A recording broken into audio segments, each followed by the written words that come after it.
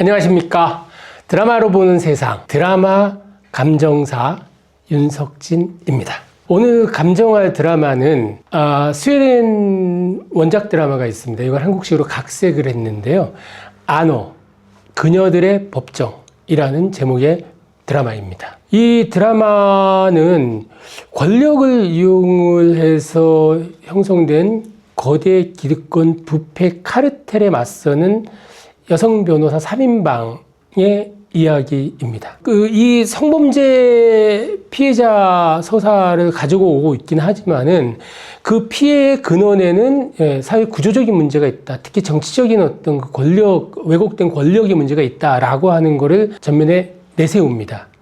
중요하게 주목할 만한 지점은 그 여성 서사이기는 하지만은 이 여성 서사가 과거에는 이게 연인 관계에서의 어떤 그런 로맨스 여성 서사의 주체성 이런 것들을 이야기했다 그러면 여성의 권리를 내세우는 방식으로 가정 내에서의 어떤 투쟁 그리고 또 직장으로 확장이 됐다가 이 안으로 오면은 어떻게 되느냐면 공권력의 핵심 상징이라고 할 수 있는 사법제도와 맞서는 이런 여성 3인방이라는 점에서 굉장히 좀 차별화가 되어 있는데 이게 물론 원작 드라마의 그 힘이겠죠. 이 드라마를 감정하기 위해서 이 3인방 여성 변호사 3인방입니다. 그 중에 변호사이면서도 그러니까 성범죄 피해자 전문 변호사이면서 그 자신이 그러니까 성폭력의 희생자였던 윤라영 캐릭터를 중심으로 드라마를 감정하고자 합니다. 제가 간단하게만 좀 말씀을 드리면은 이 작품의 가장 기본적인 공간적 배경이라고 할까요? LJ라고 하는 Listen and Join이라고 하는 듣고 그리고 결합한다 이런 뜻이겠죠. 성범죄 그 피해자 전문 변론 하는 로펌 LNJ를 세운 강신재라는 그 인물과 그리고 그 황현진, 윤라영 이렇게 3명의 여성 서사인데요. 여기에 이들과 각각 붙게 되는 남성 인물들도 있습니다. 먼저 강신재하고 붙게 되는 인물이 기술로 사회 약자를 지켜야 한다. 그래서 굉장히 노블리스 오블리지 같은 것들을 실천하는 그런 인물같이 보이기는 합니다만은 속사정은 또 따로 있기도 합니다. IT 기업의 대표인 백태주라는 인물이 있고요. 그리고 황현진과 붙는 거는 황현진이 이 작품에서는 유일하게 그 남편이 있는 그런 변호사인데요. 강력계 형사입니다. 그래서 이 사건과 관련된 이들이 그 부인이 연관된 이 사건을 직접 수사하게 되면서 이게 굉장히 미묘한 감정선들을 만들어 나가는 그런 형사가 바로 구선규라는 인물이고요. 여기에 윤라영과 붙게 되는 인물이 굉장히 핵심적인 인물인데요. 박재열이라는 검사입니다. 이 강신재 그리고 황현진, 윤라영과 같이 대학 시절에 법학 관련되어 있는 이런 대회에서 공동으로 상을 받기도 하고 이랬던 굉장히 친한 친구였는데 대학 시절의 이름을 개명을 해서 이 윤라영이라든지 강신재나 황현진이 실제 박재열 검사를 직접 만나기 전까지는 자기 친구였는지는 모르는 그런 상태에서 이야기가 시작이 되죠. 이렇게 6명의 등장인물을 중심으로 해서 현재의 그 성매매 어플로 인한 이 사건이 전개가 되고 여기 이 범죄 피해자들을 윤라영이 변론을 하는데 이 과정 속에 20년 전에 성폭력 사건, 이 성폭력은 뭐냐 바로 박재열 검사가 당시 연인이었던 윤라영을 데이트 폭력의 형식으로 강간을 한 거죠. 그 20년 전의 그 사건으로 인해서 윤라영은 트라우마를 겪고 있고 그리고 그 윤라영을 보호하기 위해서 강신재와 황현진이 아주 뜨거운 그 연대감으로 뭉쳐있는 그 성범죄 피해자 변호 전문 로펌이 LNJ입니다. 여기서 미성년자 성폭행 사건 사실 미성년자 성폭행 사건 굉장히 심각한데도 보통 보면은 초범이다 아니면은 반성을 하고 있다라고 해서 막 집행유예 나가는 경우도 많이 있지요. 단 권력자들이 그 가해자일 때 이게 집행유예로 가는 경우들이 많이 있는 겁니다. 권력이 없으면 얄짤없습니다. 우리나라 법이 좀 그런 문제가 있죠. 그래서 자꾸 사법개혁 얘기를 하긴 하는데 쉽게 고쳐지지 않는 이런 문제가 있고 그래서 이 안어의 그 3명의 여성 변호사들이 바로 그 부분, 사회적 약자에 해당할 수 있는 이들의 이야기, 피해, 고통에 귀를 기울이고 이것이 거대 권력과 어떻게 연결되어 있는지 이거를 추적해 들어가는 미스터리 법정 드라마가 바로 안오고, 여기에 핵심 인물이 바로 배우 이나영이 연기하는 윤라영 변호사입니다. 제가 이 3명의 인물들 가운데 왜 윤라영을 감정하고자 했느냐 하면은 강신재나 황현진 같은 그 캐릭터도 굉장히 매력적입니다. 정은채 배우나 이청아 배우의 그 매력이 정말 화려하게 발산되는 이런 캐릭터들인데, 이게 기존에 봐왔던 굉장히 강한 여성 캐릭터, 여기서 좀 크게 달라지지는 않아요. 좀 고착되어 있는 그런 캐릭터인 반면에 이 윤라영 변호사는 굉장히 트라우마도 트라우마지만은 많은 서사를 가지고 있는 그런 인물입니다. 그래서 감정, 심리적인 어떤 그 변화도 굉장히 많고, 그래서 연기의 폭이 좀 많이 넓어야 되는데 극과 극으로 가는 연기는 괜찮은데 이걸 연결지어서 윤라영을 표현하는 그 연기가 약간 좀 이상해요. 이게 연출의 문제라는 생각이 좀 들기는 합니다만은, 첫 번째는 성범죄 피해자의 법률 대리인입니다. 제가 방금 전에 설명을 드렸던 대로 이 성범죄 피해자 변호 전문 로펌의 대외적인 메신저이면서 굉장히 화려한 외모의 언변, 그리고 방송 출연을 하면서 윤나영의 그 방송 출연 그 드라마 안에서 이런 얘기가 있습니다. 왜 뭐 보통 찬반 뭐 이런 논쟁들을 하잖아요, 방송에서. 윤나영은 성범죄 피해자를 이렇게 응징해야 된다, 강력하게 처벌해야 된다라고 하면은 그러면 안 된다라는 어떤 반대쪽 입장의 변호사가 있는데, 이 논쟁을 하다가 윤라영 변호사가 딱 한마디 던집니다. 성범죄 사건을 다룬다라고 했을 때 대부분의 로펌이 가해자 편에서 이들의 형량을 줄이기 위해서 노력을 하는 것이 문제가 아니냐라고, 실제 법률 서비스를 받을 수 없는 약자들에 대한 이 문제를 제기하는 게 굉장히 크죠. 그래서 이 윤라영 변호사 같은 경우는 셀럽 변호사로 이렇게 보이기도 하는데, 문제는 이 겉으로 보이는 화려함하고 다르게 퇴근을 하고 딱 집에 들어가는 순간 현관문을 2중 3중으로 걸어 잠굽니다. 왠지 모를 불안감이 막 느껴져요. 알 수는 없습니다, 초반부에는. 중간 정도를 가야지 이런 문제가 있고 이런 아픔이 있구나라고 하는 걸 알게 되는데,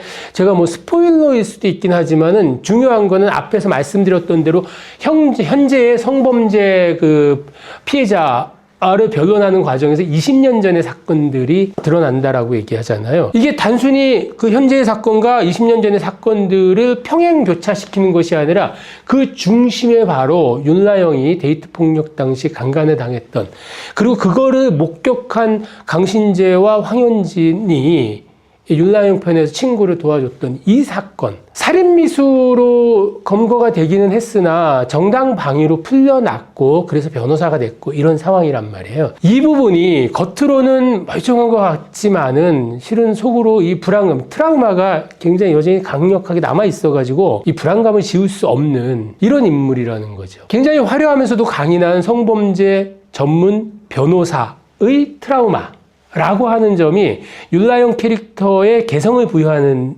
지점이라는 생각이 들어요.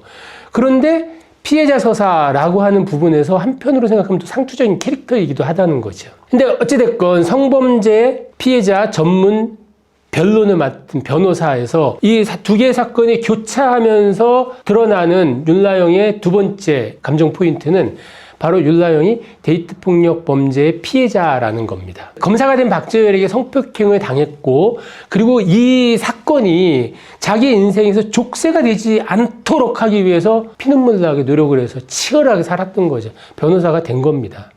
그리고 그럼에도 불구하고 이 그 트라우마에 시달리고 있는 친구를 위해서 강신재와 황현진이 굉장히 든든한 버팀목 역할을 해주고 있는 것이죠. 그래서 여성 3인조 서사라고 하는 뭐 이런 구조가 형성이 되는 것들인데, 정당방위를 인정받고 풀려났지만은 그렇다고 해서 성폭력을 당했다라는 그 피해 사실이 지워지는 것은 아니지요. 살인자라는 세상의 손가락질은 여전히 어디선가 들리는 것 같고, 그래서 트라우마에 시달리면서 그런 친구를 안쓰럽게 보듬어주는 강신재, 황현진 이 인물이 있었기 때문에 힘을 내서 나아갈 수 있는 것이었죠.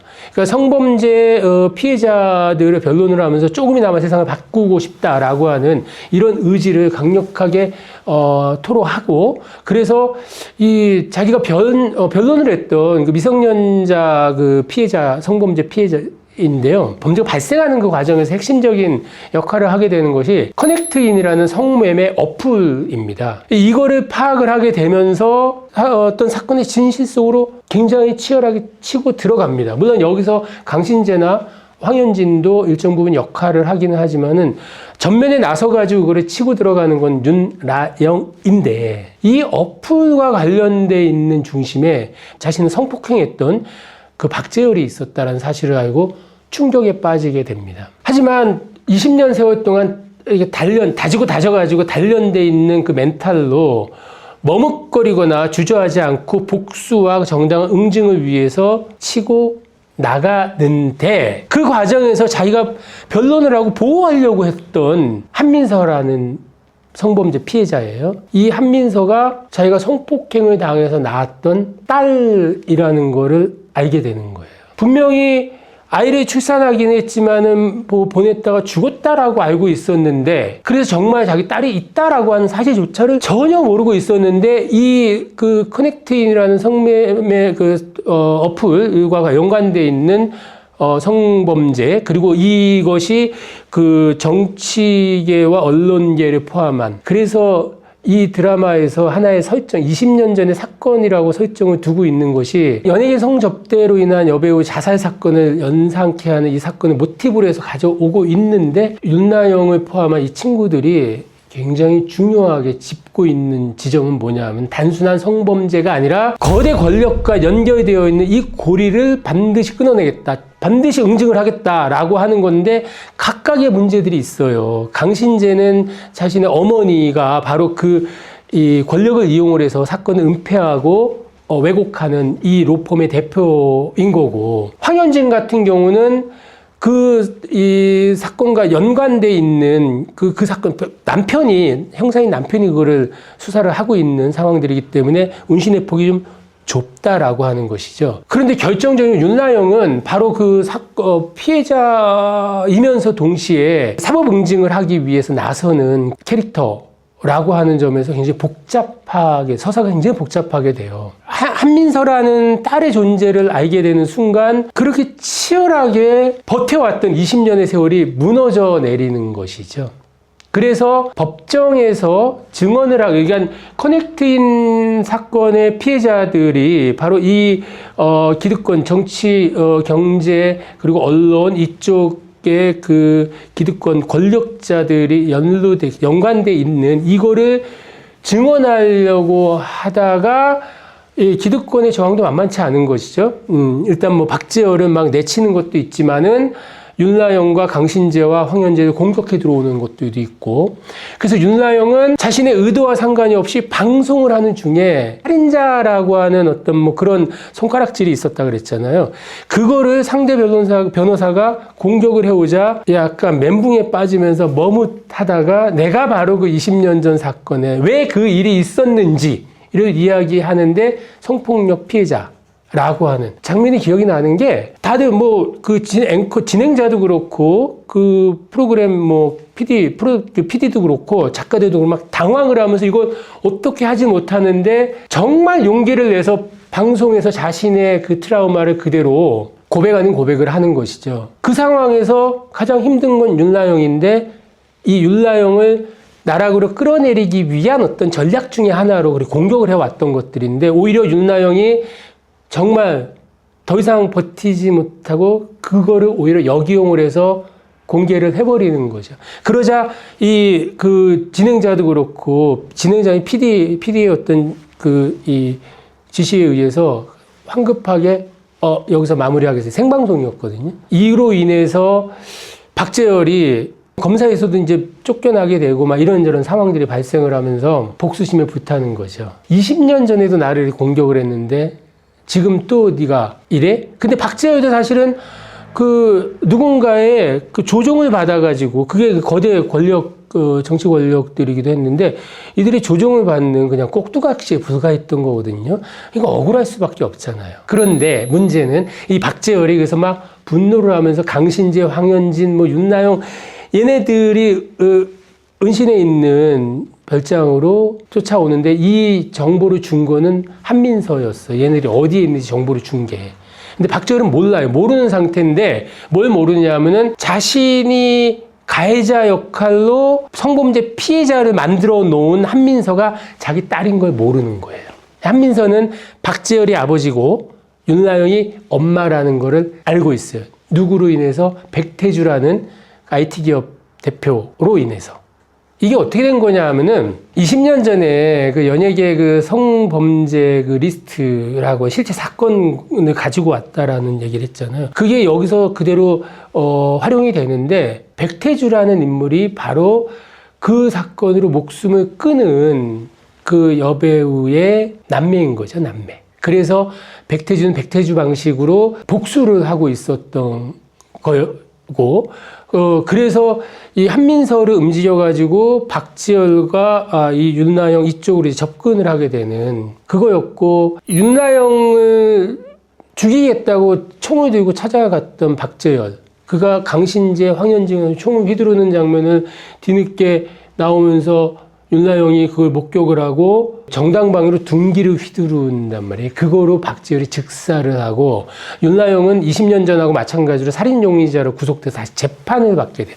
이게 근데 그냥 발생한 사건들이 아니라 그 추악한 욕망의 카르텔이라고 할 수 있는, 그래서 서로가 서로를 이렇게 지켜줘야 되는 그런 거대 권력 카르텔, 성범죄 어플 커넥트인을 매개로 해서 형성된 카르텔의 권력자들이 그려놓은 그림인 거고, 그 그림의 핵심에 놓여 있는 인물이 강신재의 엄마이자 거대 로펌 헤일의 대표였던 것이죠. 윤나영을 끝까지 끊임없이 이제 그 신체적인 자유를 구속을 하고 묶어내려고 했었는데 결국은 못한 거고, 한민서가 자기 딸이라고 하는 거를 딱 인지하고 난 다음부터는 윤나영은 모든 걸 포기하게 됩니다. 교도소에서 친구들의 접견도 모두 거부하고 침묵하고 있었는데 한민서가 접견 신청을 하고 그거를 알고는 만나러 나오죠. 왜 그랬어요?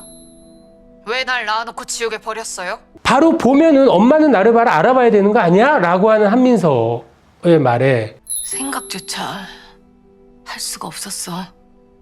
나는 네가 죽은 줄만 알았고. 그러면서 근데 왜 그랬냐라고 얘기하니 버린 게 아니야.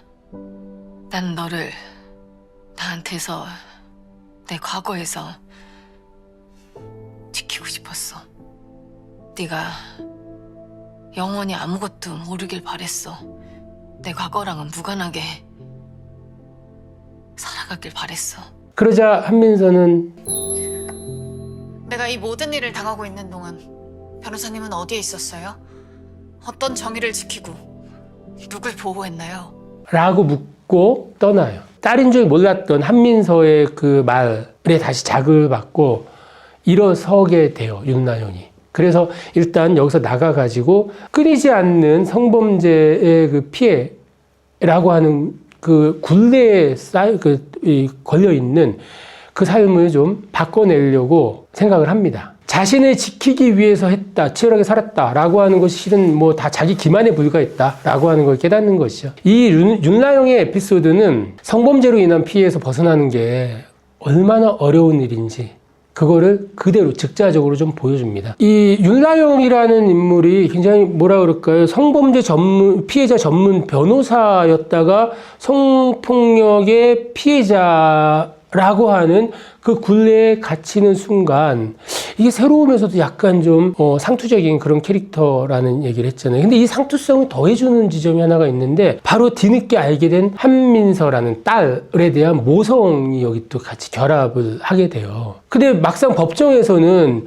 이 그 거대 권력 카르텔이 짜놓은 그 시나리오에 맞게 이 검사가 윤나영에게 성폭행 가해자에게 복수하기 위해서 살인을 저지른 거 아니냐라고 하면서 징역 20년을 구형을 합니다. 윤나영도 그렇고 그러면서 친구들도 다 이렇게 충격을 받는데 윤나영이 좌절하지 않고 그 검사의 구형에 맞서서 스스로 변론을 합니다. 대사가 정확하지는 않지만 이렇습니다. 내용. 성폭행을 당한 것도 사실이고 그래서 가해자를 죽이고 싶을 만큼 증오한 것도 사실이다. 하지만 성폭행 피해자라는 사실이 남은 인생을 갉아먹지 않도록 정말 죽도록 노력해서 극복하면서 지켜낸 이 20년의 세월인데 이거를 내가 성폭행 피해자라고 하는 입장에서 복수를 했다라고 그렇게 폄훼하지 마라 라고 변론을 합니다. 판결이 내려진 상황은 아니었으나 판사도 그렇고 검사도 그렇고 약간 좀 주춤하는 모습을 보이기는 하는데